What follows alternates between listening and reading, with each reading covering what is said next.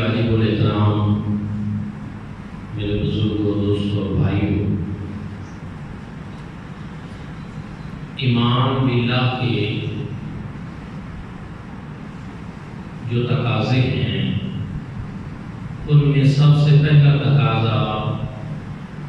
اللہ رب العزت کی محبت ہے کہ دل میں محبت الہی ہو۔ محبت ایک جذبہ صادق کا نام ہے۔ قرآن مجید فرقان حمید میں بھی یہ الفاظ استعمال ہوئے ہیں مختلف معانی میں، اور اس کی مختلف لوگوں نے مختلف تعریف کی ہے۔ بعض لوگوں نے کہا کہ محبت الہی سے مراد یہ ہے کہ انسان اللہ رب العزت کی اطاعت کرے، فرما برداری کرے، اللہ رب العزت کے احکامات پر عمل پیرا ہو، اور جو احکامات الہیہ ہیں ان کو بجا لائے۔ اب رب تعالیٰ کی طرف سے محبت کرنا یہ ہے جواب میں کہ وہ اپنے بندوں کو طاعت کے اوپر اجر سے نوازے،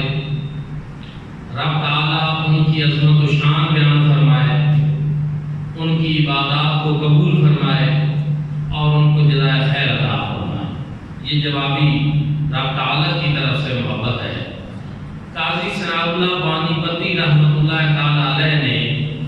بہت بڑے بزرگ گزرے ہیں، انہوں نے کہا یہ جو تعریف ہے یہ تعریف محبت کی تعریف نہیں بلکہ محبت کے وصف کی تعریف ہے۔ محبت کی ذاتی تعریف یہ ہے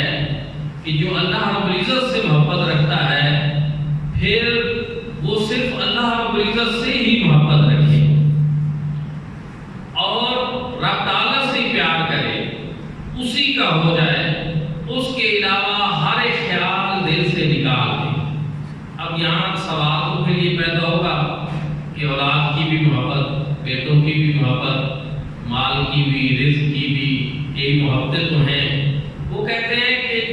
اصل محبت اللہ رب العزت کی، باقی یہ ساری محبتیں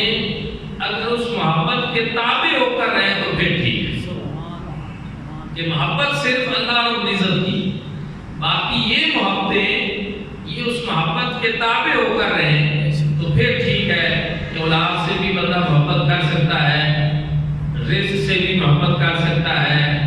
مال سے بھی ایک جائز حد تک محبت کر سکتا ہے، لیکن یہ محبت الہی کے تابع ہوں، غلبہ محبت الہی کا ہو،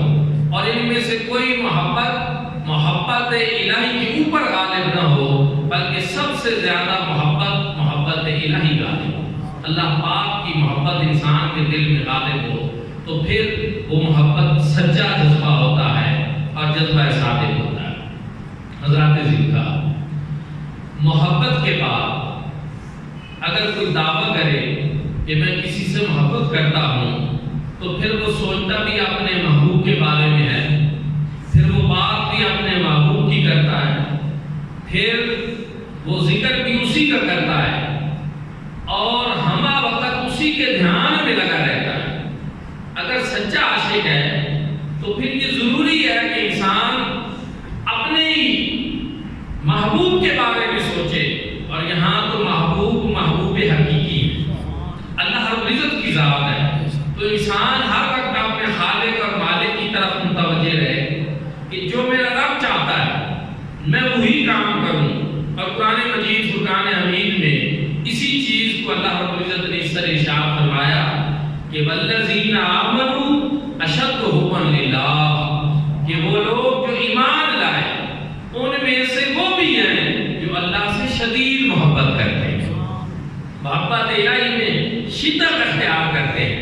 شدید محبت رکھتے ہیں، صرف خالی محبت نہیں بلکہ محبت میں ایک بڑے مقام پر فیض ہے محبت الہی میں۔ والذین آمنوا اشد حبا للہ، دوستان ذکر ان کی محبت کا پیمانہ پھر یہ ہو جاتا ہے کہ وَاذْكُرِ اسْمَ رَبِّكَ وَتَبَتَّلْ إِلَيْهِ الیہ تبتیلا کہ تم اپنے رب کا نام لو، تم اپنے رب کو یاد کرو، وتبتل الیہ تبتیلا، اور ہر طرف سے الگ تھلگ ہو جاؤ اور کٹ ہو کر مکمل اپنے خالق اور مالک کے ہو جاؤ۔ ایک حدیث پاک میں ہے کہ جو لمحہ یاد الہی سے غفلت میں گزر جاتا ہے وہ کفر میں چلا جاتا ہے۔ یہاں کفر سے مراد کفران نعمت، جیسا کہ حضرت سلطان العارفین سلطان بہو صاحب رحمۃ اللہ تعالی علیہ نے بھی ارشاد فرمایا کہ جو دم غافل سو دم کافر، سانو یہ مرشد پڑھایا۔ یہاں بھی یہ مراد ہے، یہاں کفر وہ دوسرا کفر نہیں، یہاں کفران نعمت والا ہے کہ ہر لمحہ یاد الہی ہونی چاہیے۔ جو انسان یاد الہی سے غافل ہو جاتا ہے تو وہ کفران نعمت والا ہو جاتا ہے، وہ لمحے انسان کے پھر کفران نعمت میں چلے جاتے ہیں۔ اسی طرح قرآن مجید فرقان حمید میں حضور نبی کریم صلی اللہ علیہ وآلہ وسلم کی زبان اقدس سے اللہ تعالیٰ نے کہلوایا کہ قل ان صلاتی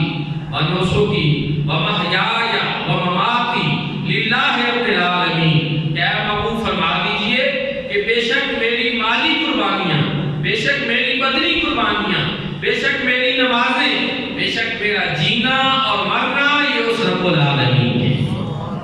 سب کچھ اسی کے نام ہو جائے، مرنا جینا اسی کے نام ہو جائے، قربانیاں نمازیں اسی کے لیے ہو جائیں، تو پھر وہی مفہوم بنا کہ پھر جو اپنے خالق سے محبت کا دعویٰ کرتا ہے پھر وہ کسی اور کی محبت دل میں نہیں بساتا، پھر وہ صرف اللہ رب العزت کی محبت ہی دل میں بساتا۔ ہاں اگر کسی اور کی محبت دل میں آتی ہے تو وہ محبت الہی کے تابع ہو کر، پھر میں وضاحت تھا کہ محبت الہی کے تابع ہو کر آتی، جیسا کہ ایک حدیث پاک میں ہے حضور نبی کریم صلی اللہ علیہ وآلہ وسلم نے ارشاد فرمایا کہ تم اللہ سے محبت کرو لما یغزوکم من نعمہ، اس وجہ سے کہ تمہیں ہر وقت اس کی نعمتیں مل رہی ہیں۔ پھر فرمایا مجھ سے محبت کرو، فحبی بحب اللہ، مجھ سے محبت کرو اللہ کے لیے کہ میں اللہ کا محبوب ہوں اس لیے مجھ سے بھی محبت کرو، اور میرے اہل بیت سے محبت کرو اس لیے کہ وہ میرے اہل بیت ہیں۔ تو اب اس سے آپ سمجھ سکتے ہیں کہ محبت صرف اللہ پاک کی ہے، باقی محبتیں اس محبت کے تابع ہیں اور اس کے زیر نگی ہیں۔ جتنی محبتیں بھی ہیں، چاہے اس کے محبوب کی محبت ہے، چاہے اہل بیت کی محبت ہے، چاہے صحابہ کرام کی محبت ہے، اولاد کی محبت ہے، رزق کی محبت ہے، ان کا بھی ایک مقام ہے، لیکن ان ساری محبتوں کے اوپر جو فائق ہے، جو بلند تر ہے، وہ محبت اللہ رب العزت کی محبت۔ پھر محبت الہی میں وہی چیز ہوتی ہے کہ جو جس سے محبت کرتا ہے اس کا ذکر کثرت سے کرتا ہے۔ عربی کا مقولہ ہے من احب شیئا فاکثر ذکرہ، جو جتنی زیادہ کسی سے محبت کرتا ہے اتنا زیادہ اس کا ذکر کرتا ہے۔ دنیا کے محبوب بھی لوگ جو ہوتے ہیں، دنیا کے لوگ جب اپنے محبوبوں کا ذکر کرتے ہیں، کوئی کدھر کی بات چھیڑے وہ اس کی تان ادھر اپنے محبوب پہ آ کر ڈوبتی ہے۔ اللہ والوں کا بھی یہی ہوتا ہے، کہیں کی آپ بات کریں، دنیا کی کوئی بات چھیڑے، وہ کوئی نہ کوئی یاد الہی کا پہلو نکالے،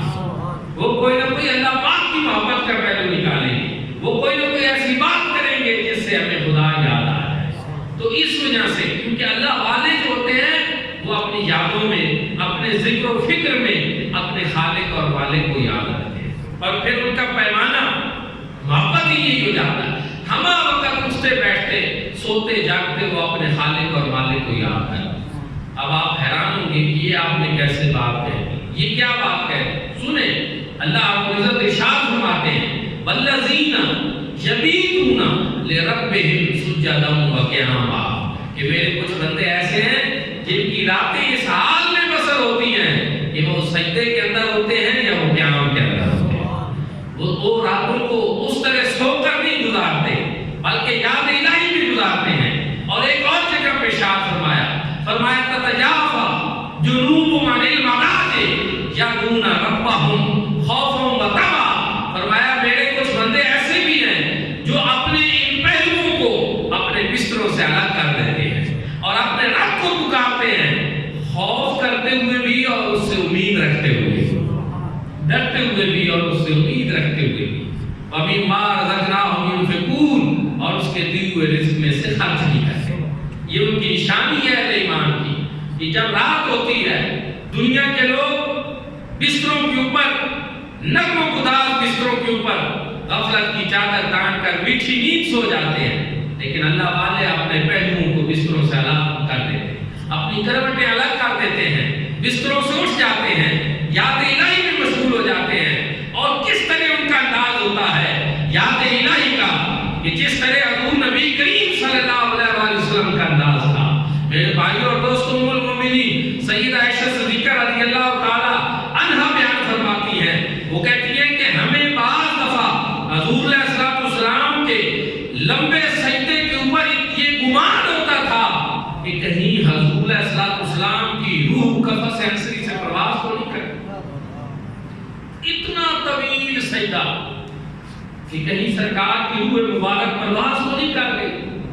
اتنی لذت آتی تھی حضور کو سجدے میں، اور اتنا طویل سجدہ، قیام ہے تو طویل ہے، سجدہ ہے تو طویل ہے۔ ہماری تو نمازیں کس عالم کی ہیں، ان کا تو کوئی معیار ہی نہیں ہے، بس ایک ڈیوٹی پوری کرتے ہیں، اللہ پاک قبول فرما لے، اور اللہ پاک ہمیں یہ توفیق عطا فرمائے کہ جو ہمارے بزرگ صالحین عبادت کر کے گئے ہیں، ہمیں بھی ان کی طرح کی عبادت کوئی نصیب ہو، ورنہ ہماری باتوں کا کوئی حال نہیں۔ لیکن حضور علیہ السلام کے سجدے کا یہ عالم ہوتا تھا۔ سیدہ پاک فرماتی ہے کہ مجھے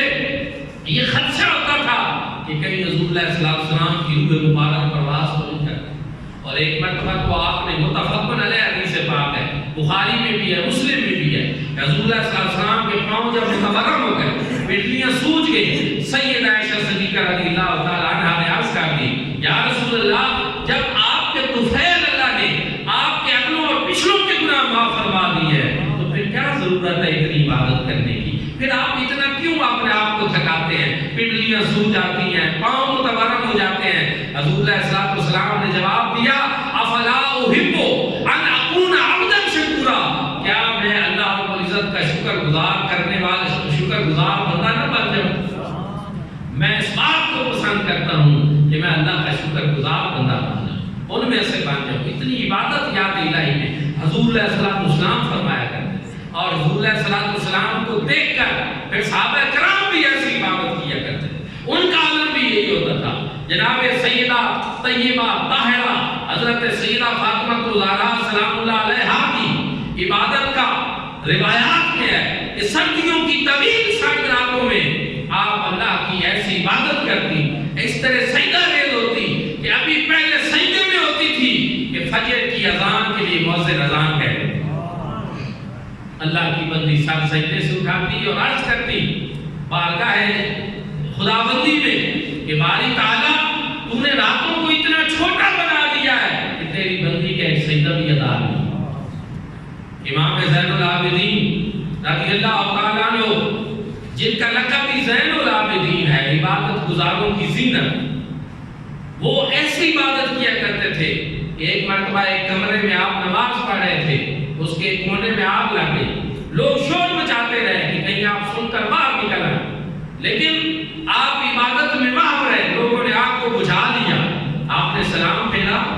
تو پوچھا یہ کیا شور تھا؟ انہوں نے کہا حضور والا کمرے کو آگ لگ گئی تھی، ہم نے شور مچایا کہ آپ باہر آ جائیں گے، لیکن آپ نے فرمایا کہ مجھے بس کوئی ہلکا پھلکا شور تو سنائی دیا، مجھے پتہ کچھ نہیں۔ یاد الہی میں ماہر ہونے کا عالم یہ ہوتا تھا۔ اس طرح حضرت امام حسن رضی اللہ تعالیٰ عنہ جب وضو کر کے آتے تو آپ کے جسم پہ کبکبی طاری ہو جاتی تھی کہ ہم باہر خداوندی میں حاضر ہو رہے ہیں۔ لیکن آج آپ دیکھیں کہ ہماری عبادات کا عالم کیا ہے، ہمارے سجدوں کا عالم کیا ہے۔ ہمیں تو ایک سپیڈ لگی ہوتی ہے کہ جلدی جلدی جائیں، دو فرض ادا کریں اور بھاگ جائیں۔ دوستان جن کا اللہ والوں کی عبادت کا عالم یہ نہیں ہوتا تھا، کیونکہ ان کے ذہن میں یہ بات پوری طرح راسخ ہو چکی ہوتی تھی کہ یہ سجدہ اللہ کے لیے، یہ میری نمازیں اللہ کے لیے، میں اللہ کے دربار میں کھڑا ہوں، میں نے اپنے خالق اور مالک کے سامنے سر جھکانا ہے، تو پھر ان کی عبادت کا عالم بھی اسی طرح کی ہوتا ہے۔ تو میں عرض کر رہا تھا کہ جو جتنا اپنے محبوب سے سچی محبت کرتا ہے وہ اتنا ہی اس کا ذکر کرتا ہے۔ وَاذْكُرِ اسْمَ رَبِّكَ وَتَبَتَّلْ إِلَيْهِ تَبْتِيلًا، اپنے رب کا نام یاد کرو اور اسی کے ہو کر الگ تھلگ ہو جاؤ، اسی کو یاد کرو۔ کئی جگہوں پہ رہے کہ صبح و شام اسی کا ذکر کرو، بکرۃ و اصیلا، صبح بھی اسی کا نام لو، شام کو بھی اسی کا نام۔ اللہ والوں کا طریقہ بھی یہی تھا، ان کی عبادت کا بھی اور سب چیز۔ دوسری چیز کہ جو جس سے سچی محبت کرتا ہے اس کے علاوہ پھر وہ باقی ساری چیزیں جو ہیں ما سوا اللہ ان سے منقطع ہو جاتا ہے۔ جیسا کہ میں نے محبت کا مفہوم قاضی ثناء اللہ پانی پتی رحمۃ اللہ تعالیٰ علیہ کا جو بیان کیا وہ اسی مفہوم کو بیان کرتا ہے کہ عشق ایک ایسی آگ ہے جو اپنے محبوب کے علاوہ ہر چیز کو جلا دیتی ہے۔ پھر ایک اور حدیث پاک میں بھی ہے کہ جو محبت کرتا ہے ومن احب للہ، جو محبت کرے تو اللہ کے لیے کرے، ومن ابغض للہ، اور جو کسی سے بغض رکھے تو وہ بھی اللہ کے لیے رکھے، ومن اعطى للہ، جو کسی سے اگر کسی کو کچھ دے تو وہ بھی اللہ کے لیے دے، اور جو کسی سے کسی کو روکے تو وہ بھی اللہ کے لیے ہاتھ دینے سے روکے، تو فقد استکمل الایمان، تو فرمایا پھر اس کا ایمان جو ہے وہ کامل ہو جاتا ہے۔ یہاں بھی یہ چیز کہ جینا مرنا قل ان صلاتی و نسکی و محیای و مماتی للہ رب العالمین، جب جینا مرنا، نمازیں، مالی قربانیاں، بدنی قربانیاں، یہ سارا کچھ انسان کا اللہ کے لیے، ما سوا اللہ سے انسان دور ہو جائے۔ لیکن میں یہاں یہ واضح کر دوں کہ کوئی اس کا یہ بھی مطلب نہ سمجھے کہ انسان ایک غار میں جا کر بیٹھ جائے اور صرف یاد خداوندی کرے، معاشرتی زندگی طے کر دے۔ تو سنیں حضور نبی کریم صلی اللہ علیہ وآلہ وسلم نے ارشاد فرمایا لا رہبانیت فی الدین، دین میں رہبانیت نہیں ہے کہ آپ الگ تھلگ ہو کر رہ جائیں اور شادی بھی نہ کریں اور زندگی کے سارے معاشرتی معاملات سے کٹ جائے، ایسا نہیں، بلکہ اس کے لیے لقد کان لکم فی رسول اللہ اسوۃ حسنہ، اس کے لیے حضور نبی کریم صلی اللہ علیہ وآلہ وسلم کا اسوہ حسنہ ہمارے سامنے بہترین چیز ہے، بہترین ماڈل ہے، رول ماڈل ہے۔ حضور اللہ صلی اللہ علیہ وسلم نے شادیاں بھی کی، حضور اللہ صلی اللہ علیہ وسلم نے غزوات میں بھی حصہ لیا، معاملات بھی کیے، لیکن یاد خدا سے کبھی غافل نہیں پائے۔ یہی چیز ہمارے لیے بھی ہے کہ ہم بھی ہر طرح کے حالات میں اپنے رب کو یاد رکھیں، اپنے خالق اور مالک کو یاد رکھیں، اس کی بندگی کے اندر رہیں، اور پھر اس کی یاد کا چراغ اپنے دل میں ہمیشہ آباد و شاد رہیں۔ دوستان دلکار، وہ لوگ پھر جو یاد الہی سے غافل ہو جاتے ہیں ان کا انجام کیا ہوتا ہے؟ قرآن مجید فرقان حمید نے وہ بھی بیان کیا، فرمایا ومن اعرض عن ذکری فإن له معیشة ضنکا ونحشرہ یوم القیامۃ اعمی، فرمایا وہ لوگ جو ہماری یاد سے غافل ہو جاتے ہیں ہم ان کے اوپر زندگی کا جامہ تنگ کر دیتے ہیں۔ یہ بھی ایک حدیث پاک کا مفہوم ہے